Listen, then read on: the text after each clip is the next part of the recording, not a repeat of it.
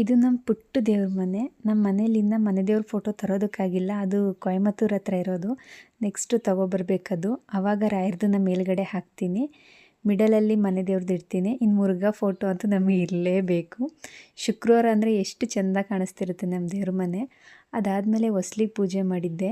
ನಿಜವಾಗ್ಲೂ ಎಂಥ positive vibes ಅಂದರೆ, ಇನ್ನು ಡೋರ್ ಮೇಲೆ ಸ್ವಸ್ತಿಕ್ ಓಮ್ ಎಲ್ಲ ಬರೋದು ನೋಡಿ ನಿಜವಾಗ್ಲೂ ತುಂಬ ಚೆನ್ನಾಗಿ ಫೀಲ್ ಆಗುತ್ತೆ. ಅದು ಫ್ರೈಡೇ ಅಥವಾ ಟ್ಯೂಸ್ಡೇ ಸ್ಟಾರ್ಟ್ ಮಾಡಿದ್ರೆ ಚೆನ್ನಾಗಿರುತ್ತೆ. ಆ ಥರ ಬರೋದು ನೋಡಿ ಮನೇಲಿ ಯಾವುದೇ ನೆಗೆಟಿವ್ ವೈಬ್ಸ್ ಇರಲ್ಲ. ತುಂಬ ಪಾಸಿಟಿವಾಗಿ ಫೀಲ್ ಆಗ್ತಾ ಇರುತ್ತೆ ಯಾವಾಗ್ಲೂ. ಇನ್ನು ಮಾರ್ನಿಂಗ್ ತಿಂಡಿಗೆ ನಾನು ಚಿತ್ರಾನ್ನ ಮಾಡ್ಕೊಂಡಿದ್ದೆ. ಏನೋ ಡೆಕೋರೇಟ್ ಮಾಡೋಕ್ಕೆ ಹೋದೆ, ಅದು ಹೇಗೇಗೋ ಆಗೋಗ್ಬಿಡ್ತು. ಇನ್ನು ಸಂಜೆಗೆ ಈವ್ನಿಂಗ್ ರಂಜು ಬರೋ ಟೈಮ್ ಸ್ನ್ಯಾಕ್ಸ್ಗೆ ಅಂತ ಕಡಲೆಕಾಳು ಉಸ್ಲಿ ಮಾಡಿದ್ದೆ, ಅದು ಒಗ್ಗರಣೆ ಕೊಟ್ಟಿಲ್ಲ. ಇನ್ನು ನೈಟ್ಗೆ ರಸಮ್ ಮಾಡಿದೆ. ಇದು ಎಷ್ಟು ಈಸಿ ರಸಮ್ ಅಂದರೆ ಅರೌಂಡ್ 5 to 6 ಮಿನಿಟ್ಸಲ್ಲಿ ಆಗಿಬಿಡುತ್ತೆ. ತುಂಬ ಚೆನ್ನಾಗಿರುತ್ತೆ. ಚಪಾತಿ ಮಾಡೋಣ ಅಂತ ಬೀನ್ಸು ಮತ್ತು ಕ್ಯಾರೆಟಲ್ಲಿ ಪಲ್ಯ ಮಾಡ್ಕೊಂಡಿದ್ವಿ.